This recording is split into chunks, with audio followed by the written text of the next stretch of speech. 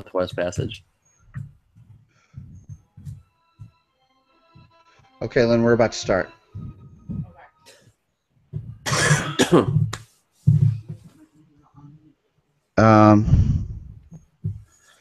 No idea for the fucking Ed Grabo thing? No. I fucking... No. Alex Gay added me back. Thanks. Wait, No. who's Tim the Fisherman or whatever? Oh, Tim the chicken farmer? Oh, yeah. We're live. I hope he's listening. Hey, Tim, how you doing? Who's Tim the chicken farmer? He does raise chickens, but he raises a bunch of animals. He's a farmer. He lives out in Stockbridge, but he's a huge lover of Michigan theater. Oh, okay. Stockbridge, where's that? It's south of here, or southeast. Why didn't he fucking record Chain Reaction for us? What is he gonna? He's gonna fucking DVR Chain Reaction? He didn't know I was gonna be on it. We didn't fucking tell nobody. I thought that he was your boy. He's just like, hey, I saw you on the fucking Chain Reaction previews. He did. No, okay, so he's not your boy? He saw the show. And then he, hit you up on... Facebook. On West by Midwest Facebook or your Facebook? My Facebook. What? Who the fuck? Okay, let's just go. Fuck? Oh my god.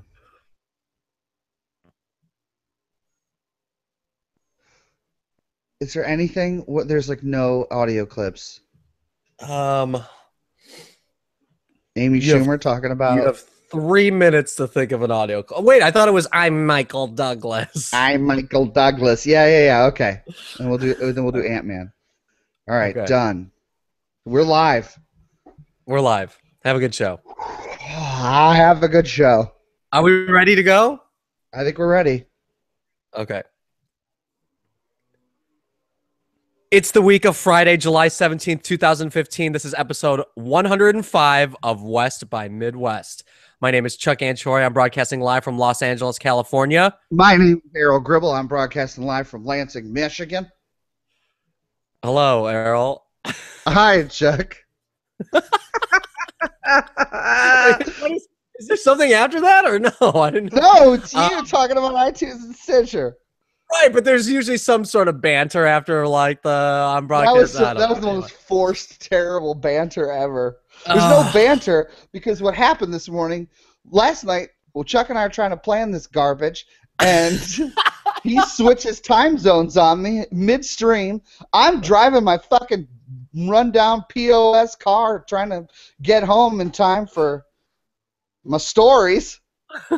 I didn't notice, and I'm fucking waiting for Chuck to show up. Chuck's like, I've been waiting for 3 hours. That's right. I was like, I got him at 8 o'clock. We're on iTunes and Stitcher. Just search West X Midwest, and you'll find our most current episode as well as our past episodes to download and stream. This podcast is brought to you, as always, by Ed Grabo. Ed Grabo. It's hard to get that in sync nowadays. Ant-Man, right? Thanks a lot. Opened last night. Didn't see it. You and I have stopped movies because we don't live together. Right. And so those Thursday night movie theaters that expect us to be there are like, where the hell are those two idiots? Yeah, we're the two fucking weird kids. Yeah. Where's the fat guy and the Asian guy hanging out? What are you going to go see it or no? Are you? Yeah, we're going tonight. Oh, okay. Theater. Yeah, I want to go this weekend, but it's tech weekend for the show, so I might go tonight. Yeah. I don't know. Man, who am I going to go with? Dude, your mustache is just like... Oh, yeah, right? It's on point. That mustache is just out of control. Errol, it's highly mustachioed. Yeah, I had to shave it. Like the shit was growing. What is that called? Stubble? He wants some stubble, so I just grew the stubble out. And he was like, yeah, that stubble's out of control. We need you to shave down again. So I'm clean shaven. but in doing so, I was able to like lengthen the mustache by like looks like 30 inches. Yeah. Go down to like my fucking belly. Ugh. Wait, did you have a beard during Chain Reaction? I don't. Yeah.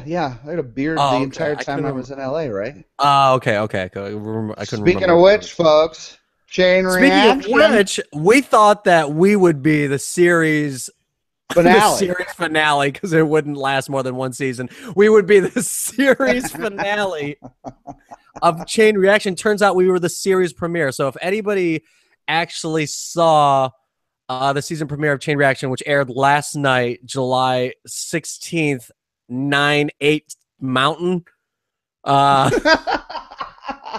Was it 8 Mountain? 9? Yeah, 8 yeah, Mountain? yeah. 8 Mountain. We were the first episode of Chain Reaction. So Hell yeah, we was. send us our fucking money.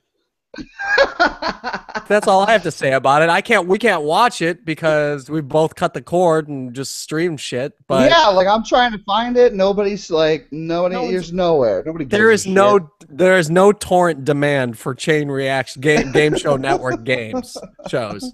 Okay? Nor is there a desire for people to stream even the channel live. Like nobody cares. But yeah, like it's gonna be shown over and over again, right? Like fucking Game Show Network just repeats shows. So folks, if you have cable, jump on, see when Chain Reaction at least today. Well, so by the time we actually get this episode out, they will have moved on, or is it once a week? I think it's actually this week was different, but I think the actual show runs on Fridays or something like that. So okay, so yeah, you will have all week. So until next week when the new episode comes out, if you're watching, there'll be reruns of it. Chuck and Errol tearing it up on. Look for us on Chain Reaction. Game show. We won. We can tell people that now. Oh, we can? Yeah, dude, it's aired. Okay, yeah, we won. We didn't win. We didn't win. We beat the team we were against.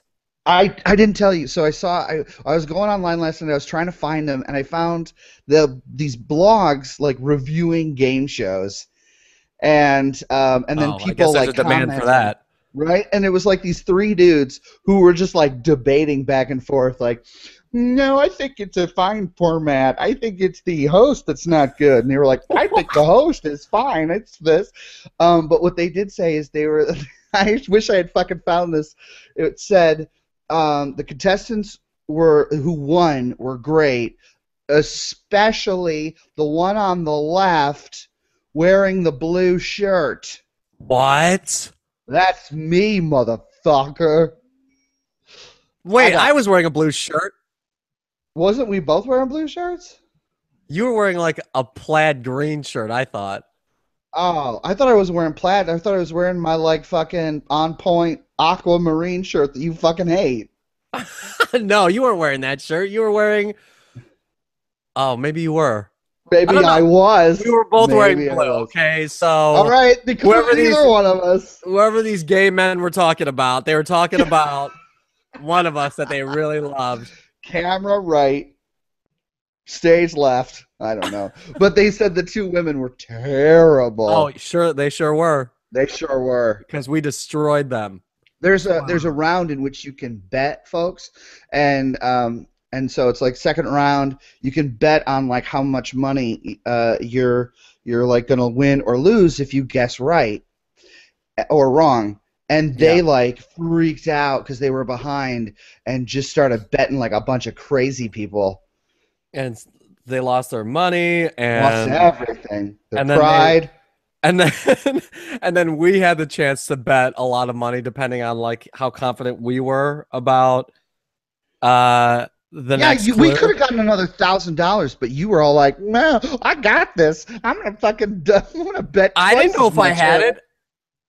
Because remember, there's like a minimum bet, and I was like, "Just do the minimum. We'll play it smart. Fucking, we got this, right?"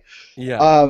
And then you were like, "No, I got it." And then you lost the money, so we had to like, I had to step it up again just to bring us back to our 2,000. No, but there was also a moment coming our way. there was also a moment where we like rubbed it in their face that we didn't have to like bet shit to like we were like I'll bet $1 or whatever. I'll bet $1. Yeah, I do. We were terrible. That's what I want to know. I want to watch it because I want to see if like that moment where the audience started chanting my name comes into the fucking into the episode. Hello? Shit. Hello? Okay, take it back. What did you miss? It was like I was wondering if the moment with the audience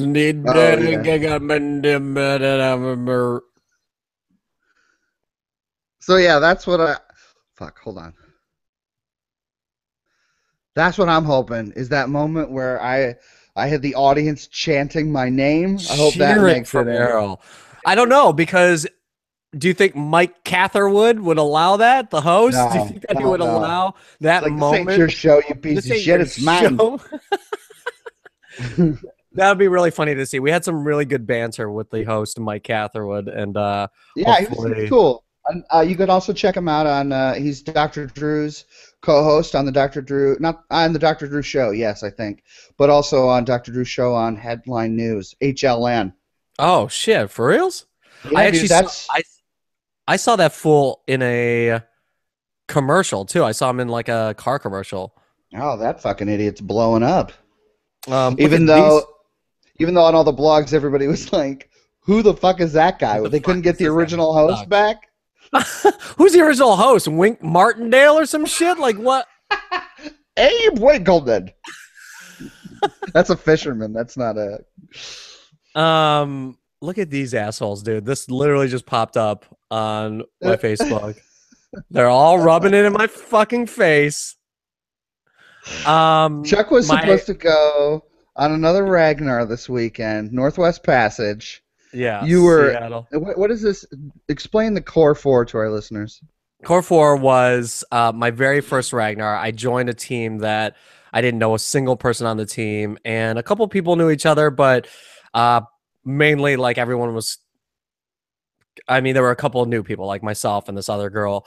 There was 4 of us on the team that kind of bonded very quickly on that, and like we called ourselves the Core 4 and just like kind of made fun of everyone else, and then that continued on. So we didn't make fun of everyone else. No. You ousted other people out. No. We didn't oust anybody. This ain't the high fives. This is the Core 4.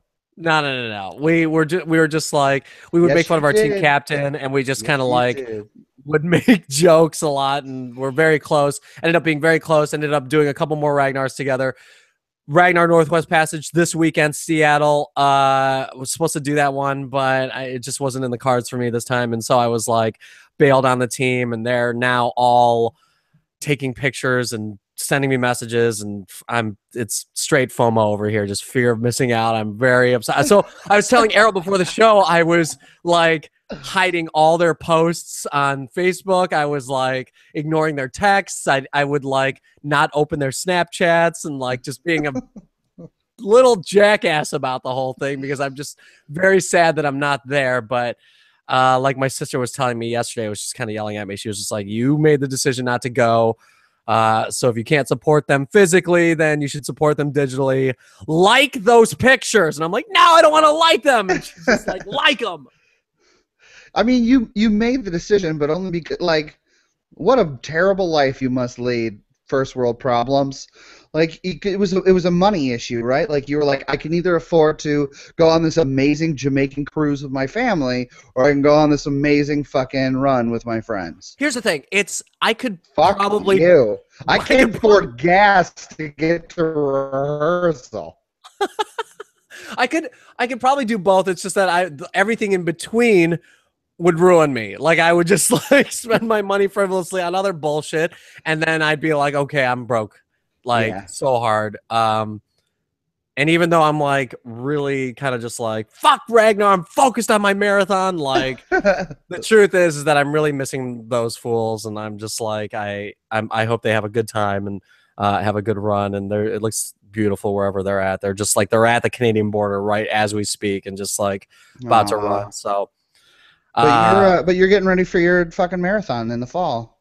Yeah, that's right. So you know what's those good pussy for ass that? little Ragnars. Okay. You know what's good for getting ready for your fucking marathon? A good diet. A good diet of fucking Captain Crunch Delights. Yeah, Errol sent me a picture yesterday of him just noshing on Captain Crunch Delights. What? Okay, so explain to our listeners what those are exactly. So Taco Bell's got a new delicious treat. You know it's the cinnamon delights, right? Yes. Yeah. It's literally those. It's those with like the deliciousness of a crunch berry. Wait, so they like crush some crunch berries and just throw them in the package, it's kind of like crunch berries. Yeah, literally, like they take some crunch berries, shove them up, and just shake and bake that shit. No, but it's also in the dough because the dough's like kind of pink. Okay. It's pink. It's not cooked. Baby. It's not cooked all the way. It's fucking raw. It's raw. Oh, so fucking good, dude.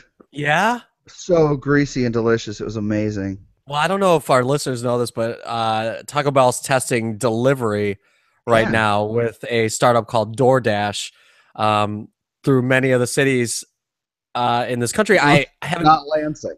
I haven't been able to try it yet, but I'm not going to because I am sticking to my marathon diet of fucking almonds and salmon and fucking sweet potatoes. Fuck you. What are you, a health blog? Fuck off. No, but I need to, whatever. Anyway, you need to try those fucking fucking Captain Crunch shits. I need to try fucking Captain Crunch Delightos. Hundreds of sex toys found dangling from power lines in Portland, Oregon. Yikes. Hey, speaking of which, so I picked this up there. I picked this story today so that I could shout out to one of our fans and listeners and a close friend of ours, Sarah Armstrong. What's up? What's up, Sarah? We've done stories about Oregon before, and like she calls me out because here, like in the Midwest, we say Oregon.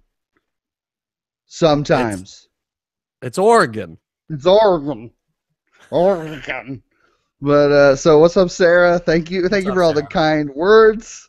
Thank you for all Thank you for putting me down when I don't know about diversity or inclusion issues. And thank you always for listening and being our friend. Yeah, you remember? I wonder if she remembers when I always used to get drunk and try to make out with her. Oh God! She's for our listeners. I was barking up the wrong tree. She's not into the peen. At least not real peens. Maybe she's the one throwing the sex toys. Images of the phenomenon have circulated on social media for a few weeks. One tweet Monday read, quote, Portland, all fun and games until your 6-year-old child asks, what are those? As they point to the dildos in the sky. Depending on the commenter. Progressive, though. Yeah, man. Portlandia, dude. Right. Depending on the commenter, the number of suspended sex toys ranges from dozens to hundreds, but no official tally exists. People have documented examples in North, Northeast, and Southeast Portland. Wow. Everywhere. Mark Farrar, a Comcast spokesman, said he's not aware of crews removing any of the toys from Portland power lines. Ryan Knoll, a CenturyLink spokesman, declined comment. Oh, it was him. It's that fool. It's Ryan Knoll, dude. He's fucking disgruntled. I like how Comcast is like, no, we didn't take down any dildos, you fucking idiots. You dildos, take them down yourself. Portland General Electric crews have responded to similar calls, said spokeswoman Brianne Hyder. Quote, we just want to encourage people that it's never a good idea to bring any object in contact with overhead lines, she says.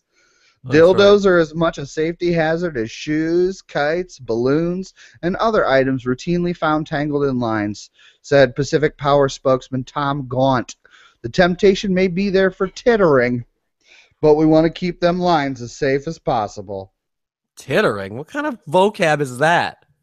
Portlandia. That's what that shit is.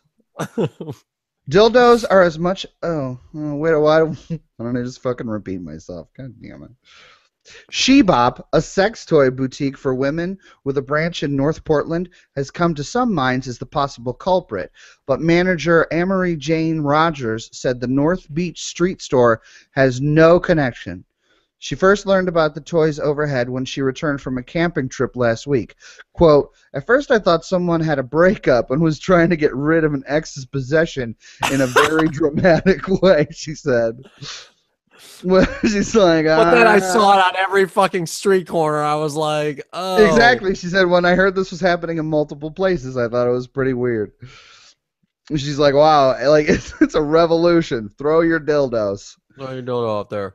Shebop doesn't make dildos or sell the type she's seen in pictures, and although the store isn't involved, Rogers said, quote, "It's kind of cute that when people think of dildos, they think of us."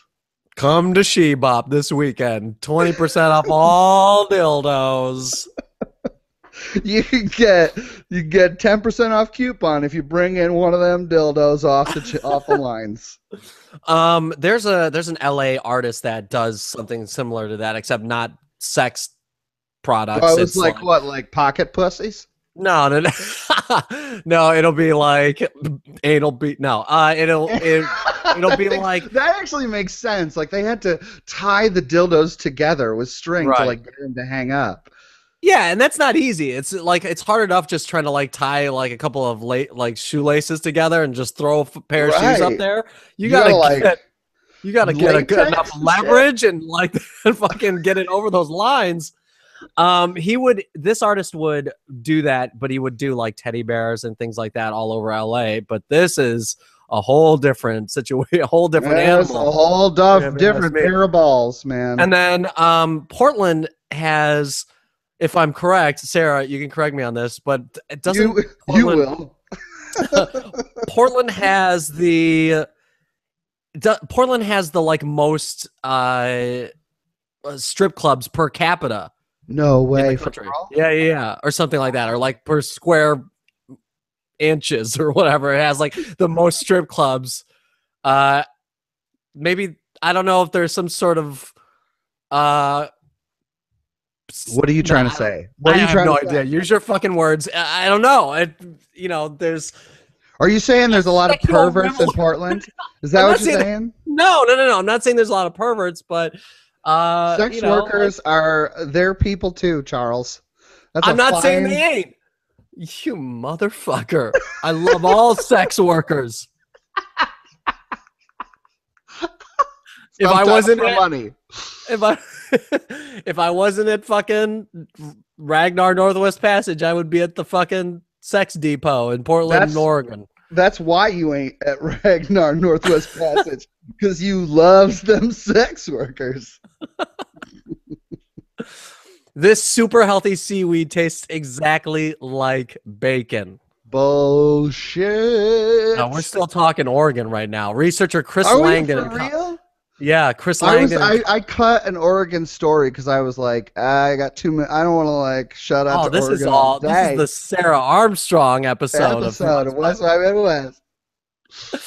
Researcher Chris Langdon and colleagues at Oregon State University have, after 15 years of development, patented a particular dulse, which is a form of seaweed, packed with protein, low in calories, and when fried, is purported to taste exactly like bacon, the Daily Mail reports. What? The plant was originally developed as a quick-growing food for abalone, but when fellow researcher Chuck Toombs came on the scene, the attention turned towards human consumption. So far, a cracker and salad dressing have been successful in recipe tasting, but with a superfood that tastes like bacon, the sky's the limit. Abalone. Did I pronounce that incorrectly? No, it's abalone, but like I had to wait for you to stop to jump in with my fucking that's abalone joke. I mean, it is pretty unbelievable. Am I right? So people are gonna be eating fucking seaweed and lettuce and tomato sandwiches? Yeah. I don't think so. A DLT, a dulse lettuce and tomato. Are you gonna try it? I mean, Okay, so it says vegetarians, people who avoid pork for religious reasons, and even omnivores of all types rejoice. Your ticket to bacony goodness with or absolutely no or those of foreseeable you with type 2 diabetes, rejoice. with high cholesterol. I know bacon's not the best thing for us, but like it is so good. It's like, So good. I mean, literally like a couple of weeks ago, I got home at like 1 o'clock in the morning and just fired up an entire package of bacon. And I just like, cooked bacon for like the next like 2 days. And I just like would snack on it and just eat it. And you won't try the fucking I'll try it, but I'm Taco gonna be Bell. like, No, I'm talking about the Captain Crunch things, dude. You won't try the Crunch Delights because you're quote unquote worried about your diet. But you'll eat a package of bacon. I'm looking for real proteins here, not like this grade D beef from T-Bell. The beef isn't in the fucking Delights. That would be awesome. Is that all you got? That's not all you got. No, that ain't all I got. You're going to tell me you didn't get a Nachos Bel Grande? You're telling me you didn't get a fucking chimichanga? I got them beef quesarito. You know I did. Oh, that sounds so good right now. But where can you try it? Where can we buy the fucking seaweed bacon? I don't think it's just still in the lab right now. Hopefully it'll stay there because I'm not going to fucking eat some fake seaweed. I'm going to be so late for my day. This is like, you motherfucker. Anyway, going on. Chuck, our friend, does he listen to the show? No. Oh, Mike Mueller. Shout out to our friend who doesn't like us enough to listen to the show, but he's moving to Grand Rapids, Michigan, and this is like Chuck's last day to hang out with him. And because I can't figure out the difference between Eastern time and Pacific time, he's going to miss it.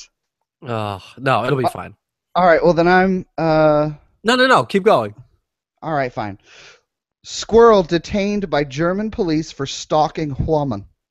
You know, I was kind of worried that like squirrels would be like fucking around with these dildos, like hanging from the power lines and like electrocute themselves. Like I was just like more concerned about like shit. No, just like swinging from them or like gnawing on them, and then all of a sudden, like they conduct a little bit of energy and then shock the fuck out of some squirrel. So not only is a squirrel falling on your head, or a dildo falling on your head, like a dead squirrel's gonna fall on your head if you're walking around the streets of Portland. Got fucking birds and dead squirrels and fucking falling on children's heads. A squirrel has become an online sensation after it was reportedly, quote, detained when a woman called police to complain it was stalking her. The panicked woman was unable to shake the rodent in the western German city of Bottrop, so turned to the authorities in desperation on Wednesday, police told Reuters. She's like, I'm just trying to have a quiet moment with my dildo, and this squirrel just keeps looking through the window. Why are you like? We've moved to Germany. Germans ain't throwing dildos. That's Portlandians, man. Squirrels love dildos. North Rhine-Westphalia police took in the squirrel and found it was suffering exhaustion. That's because he's been following that fucking lady all day with the peanut butter in her fucking pocket. Officers were helping the animal recover by feeding it pieces of apple and honey tea. A video uploaded to the police force's Facebook page showing the animal being fed has been watched 400,000 times by Friday morning. The animal would be Go ahead. We can't get 6 listeners on this goddamn show, and this squirrel has like 400K. He was adorable, though, man. We ain't adorable. Look at this mustache. Nobody wants to see this shit. Now you look like you have a squirrel on your face. Is that a fucking dead squirrel on your face? Maybe if I fed you pieces of apple and honey tea, people would watch. And some abalone. Abalone. The animal will be transferred to a local animal shelter once it has recovered. So. Oh my God. I like how, like, at the end of the story, what happened is, like, people cared more about the fucking squirrel than the crazy lady with a half sandwich in her fucking purse. I can't believe that resources, like, were used to handle this situation. Like, this lady just kept calling the cops and being like, yeah. I mean, I can understand why resources were used to save the squirrel, like, ASPCA, German style. The GSPCA is all like, yeah, dude, fucking squirrels are people too. But yeah, dude, like this woman is like tying up 911. What's the German 911? I don't know. 867-5309. Nine.